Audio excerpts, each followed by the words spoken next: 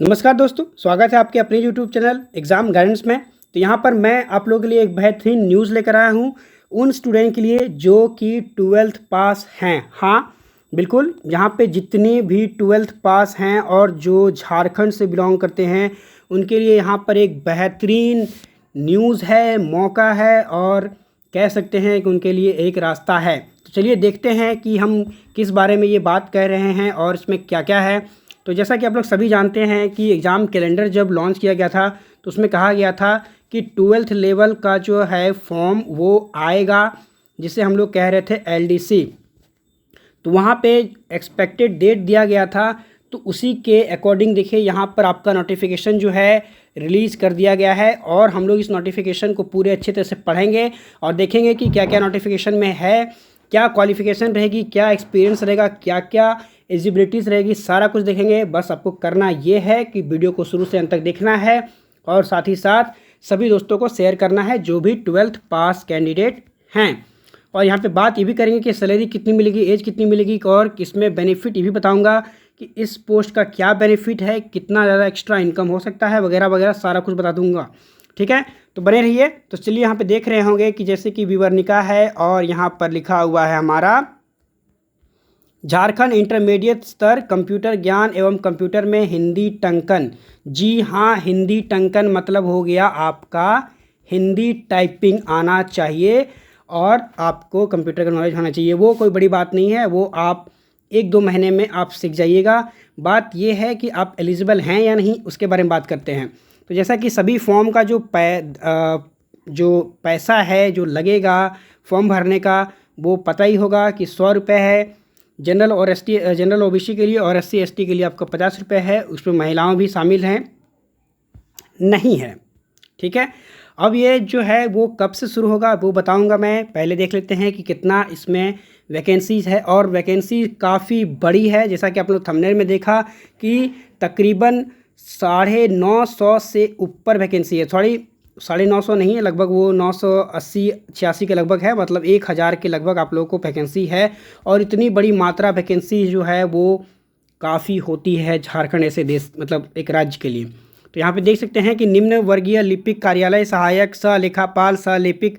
तो यहाँ पे देखिए टोटल जो पोस्ट है वो 96 है। उसके बाद आपका जो है निम्न वर्गीय लिपिक कार्यालय सहायक सह कंप्यूटर ऑपरेटर एवं लिपिक ये जो है आपका नगर विकास एवं आवास विभाग में 256 है और ये भी आपका नगर विकास आवास में 96 है। और सबका जो क्वालिफ़िकेशन है वो 12th ही है, जो हाईएस्ट क्वालिफ़िकेशन है वो सिर्फ 12th ही है। स्टेनोग्राफर का भी है आपका यहाँ पे, वो 27 पोस्ट है। उसके बाद बात कर लेते हैं यहाँ पे जो अनुसूचित जाति जनजाति अल्पसंख्यक एवं आपका जो पिछड़ा कल्याण वर्ग है, जिसे हम लोग कल्याण विभाग बोलते हैं, इसमें 104 पोस्ट है आपका टोटल। उसके बाद आपका जो है नियोजन निदेशालय में जो है विकास विभाग में आपका टोटल 144 पोस्ट है। यहाँ पे सबका जो यहाँ पे रिजर्वेशन है वो मैं यहाँ पे नहीं बता रहा हूँ, आप नोटिफिकेशन को जब देख रहे हैं तो स्क्रीनशॉट आप लेते जाइए। ठीक है, उसके बाद है वाणिज्य कर विभाग में आपका 97 पोस्ट है। उसके बाद यहाँ पे देखिए प्रशिक्षण श्रम नियोजन एवं प्रशिक्षण कौशल विभाग में जो आपका है टोटल 77 है, 77 पोस्ट है। उस तरह से ही अगला जो है राज्य बीमा योजना के कार्यालय अस्पताल या चिकित्सालय में जो है टोटल आपका 36 पोस्ट है। उसके बाद आते हैं अगला पोस्ट जो है वो है परिवहन विभाग में, तो परिवहन विभाग में टोटल 104 पोस्ट है। और उसके बाद है आपका खनन निदेशालय में जिसमें 45 पोस्ट है। तो ये जितना भी पोस्ट है इसमें सब में जो है आपको एक्स्ट्रा इनकम देखने को मिलेगा ऑफिस वर्क के अलावा। ठीक है, अब बात कर लेते हैं कि इसका जो न्यूनतम क्वालिफ़िकेशन है वो क्या है। तो यहाँ पे न्यूनतम क्वालिफ़िकेशन जो आपका है वो है आपका 12th पास, मैं बार बार कह रहा हूँ। साथ ही साथ यहाँ पे 2 पोस्ट है, एक आपका है स्टेनोग्राफर का जिसमें आप लोगों को चाहिए शॉर्ट हैंड और प्लस में चाहिए आपका जो स्टेनोग्राफर का स्टेनो होता है उसके लिए। तो यहाँ पे देख सकते हैं कि क्या लिखा है, जैसे असुलिपिक जो है स्टेनोग्राफर के मतलब शॉर्ट हैंड बोलते हैं। परीक्षा में सफल होने के लिए अभ्यर्थियों को हिंदी टंकन में 30 वर्ड प्रति मिनट तथा हिंदी आशुलेखन में 80 शब्द प्रति मिनट तथा अनुसूचित जनजाति एवं जो जाति है दोनों ST SC के लिए है, उनको हिंदी जो आशुलेखन है उसमें 80 शब्द होना चाहिए और हिंदी टाइपिंग में 25 होना चाहिए। तो हिंदी टाइपिंग यहाँ पर दोनों में ही है, आपको दोनों में हिंदी होना चाहिए। यहाँ पे देख सकते हैं कि टोटल आपको जो है 12th पास होना चाहिए। और यहाँ पे जो टाइपिंग है आपको 25 वर्ड प्रति मिनट करना है, मतलब 10 मिनट में 250 वर्ड करना है, प्लस इसमें 2% का मार्जिन आपका रहेगा रॉन्ग का, ठीक है। तो यहाँ पर एग्जामिनेशन क्या होगा वो भी मैं बात कर लेता हूँ। और यहाँ पे ये भी जो है कि ये अप्लाई कब से होगा वो भी मैं बता दूंगा आपको, बस आपको वीडियो पे बने रहना है क्योंकि मैं बताऊंगा तो सब कुछ, ठीक है। और यहाँ पे रिजर्वेशन वगैरह के बारे में दिया गया है, तो रिजर्वेशन का जो एलिजिबल हैं कैंडिडेट वो अपना देख सकते हैं, ठीक है। अब यहाँ जो एलिजिबल है आपका डेट, जो मतलब आपका जो डेट का गणना होगा वो डेट का गणना होगा 1/8/2021 से, ठीक है। जो न्यूनतम और जो मैक्सिमम होगा वो 1/8/21 से ही आपका मेजर किया जाएगा। सभी पोस्ट के लिए सेम ही है, ठीक है। यहाँ अच्छा यहाँ पे जो है 4 पोस्ट के लिए आपका 2021 का रहेगा, बाकी के पोस्ट हैं 5 से लेकर 10 तक के, उसका 2022 का रहेगा, ठीक है। उसके बाद जो है उम्र सीमा जो है, न्यूनतम उम्र सीमा 18 वर्ष है और मैक्सिमम जो है 35 वर्ष है। जितने भी जैसे जनरल और आपका EWS के लिए है तो उसका 35 वर्ष है। तो यहाँ पे एज जो है काफ़ी भर के दिया गया है, तो यहाँ पे बहुत सारे कैंडिडेट जो हैं अप्लाई कर पाएंगे क्योंकि उनको काफ़ी दिनों से ये पोस्ट जो है वो नहीं निकला है। ऐसा कभी देखने को नहीं मिला है कि इस तरह का पोस्ट जो है झारखंड में कभी आया हो। तो यहाँ पे सभी वर्ग का जो है उनको मौका दिया गया है, काफ़ी ज़्यादा एज यहाँ पे रिलैक्सेशन दिया गया है। साथ ही साथ यहाँ पर जो है रिजर्वेशन का भी फ़ायदा उठा सकते हैं। अब यहाँ पे जो बात कर लेते हैं आरक्षण का। तो देखिए आरक्षण जैसे आपका है स्थानीय निवासी प्रमाण पत्र, तो उसके लिए मैं अलग से वीडियो बना दूंगा कि कौन से डेट का जो है उसके बाद का अगर होता है तो नहीं होगा, कौन कौन सा सारा कुछ मैं बता दूंगा। तो अगर मैं यहाँ पे थोड़ा सा मैं बता ही देता हूँ कि 2016 से पहले का आपका नहीं होना चाहिए। अगर आपने किसी भी लेवल का बनाया है तो आपका जो है 2016 से पहले नहीं होना चाहिए। और अगर आपने CEO या किसी से बनवाया है तो 2019 के बाद का है तो आपका ये चल जाएगा। उसी तरह से जो यहाँ पर है आपका जाति प्रमाण पत्र का है, तो जाति प्रमाण पत्र जो है 2019 से पहले का जो है आपका, मतलब 2019 के बाद का है तो वो चल जाएगा, किसी भी लेवल का रहे। लेकिन अगर 2012 से पहले का किसी भी है, BC1 BC2 में अगर बिलोंग करते हैं, उससे पहले का है तो वो आपका एलिजिबल जो आपका यहाँ पे क्या बोलते हैं वो सत्यापित नहीं होगा, ठीक है। EWS कैंडिडेट के लिए हर साल जिस तरह बनता है उसी तरह का उनका चलेगा। यहाँ पे एक बात और है, यहाँ पे देख लीजिए, यह प्रमाण पत्र आवेदन देने की अंतिम तिथि तक अनिवार्य रूप से वैध होना चाहिए। मतलब अगर जब फॉर्म अभी अप्लाई हो रहा है तो अभी ये फॉर्म जो है आपका वैलिड होना ज़रूरी है। ऐसा नहीं है कि जिस टाइम आपका डॉक्यूमेंट वेरिफिकेशन होगा या फिर आपका ज्वाइनिंग होगा उस टाइम EWS देना है। आपको अभी जो है करंट का EWS सर्टिफिकेट देना है। अगर किसी के पास नहीं है तो कृपया अपना वो नया सर्टिफिकेट बनवा लें, ठीक है। चलिए बात करते हैं यहाँ पे जैसे जो भी इम्पॉर्टेंट मैं उसको बता दे रहा हूँ, जो भी नहीं है वो मैं छोड़ दे रहा हूँ क्योंकि उतना सारा कुछ देखने की ज़रूरत नहीं है। अब जैसे बात ये अप्लाई जो है वो कहाँ से होगा, तो आपको पता ही कि JSSC के साइट पे अप्लाई होगा। और इसका एप्लीकेशन का जो है वो है, देखिए यहाँ पे GISCKHT-CCE 2022, ये आपको इस तरह से करना है। आपको वहाँ पे रजिस्ट्रेशन करना है। रजिस्ट्रेशन करने के बाद जैसे भी सारा प्रोसेस होता है वो उसी तरह से ये प्रोसेस फॉलो होगा यहाँ पर।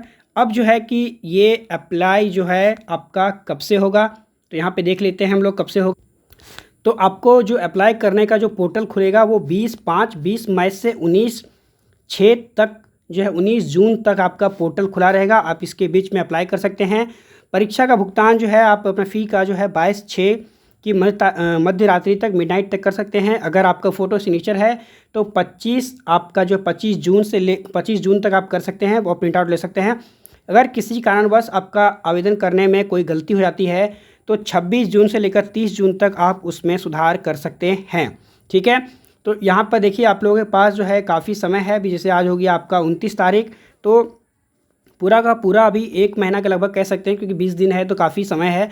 तो आप इस बीच में किसी भी इंस्टीट्यूट में हिंदी टाइपिंग अपना करके नाम लिखवा करके आप हिंदी टाइपिंग शुरू कर सकते हैं। क्योंकि देखिए अभी काफ़ी सारा एग्ज़ाम का जो पेंडिंग है, जैसे आपका एक्साइज का है, CGL का है, उसके बाद अभी डिप्लोमा का है, ITI का आया है, रिम्स का आया है। तो सभी का क्या है कि लगातार आ ही रहा है। तो ये सब सारा प्रोसेस कराने में टाइम लगेगा, इसलिए आप घबराइए मत।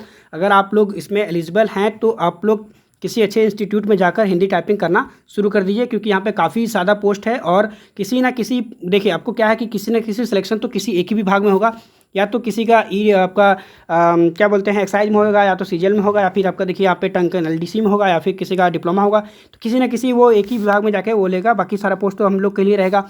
और सबसे बड़ी बात ये है कि ये ओनली फॉर झारखंड के लिए है। तो जितने भी कैंडिडेट झारखंड से 10+2 किया हुआ है उन्हीं को ये सुविधा मिलेगा। यहाँ पे कोई बाहरी स्टूडेंट आके यहाँ पे अप्लाई नहीं कर सकता। हाँ, लेकिन कोई बाहरी स्टूडेंट है जिन्होंने यहाँ झारखंड से अपना 10+2 किया है तो वो अप्लाई कर सकते हैं, उनका कोई रोक नहीं है।